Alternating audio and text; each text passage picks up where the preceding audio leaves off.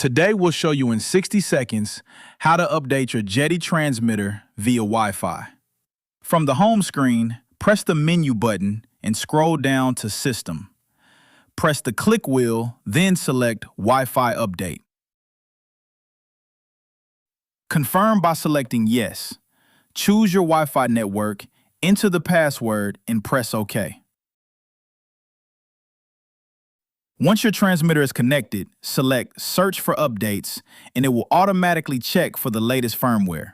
If an update is available, simply start the download and let the installation complete.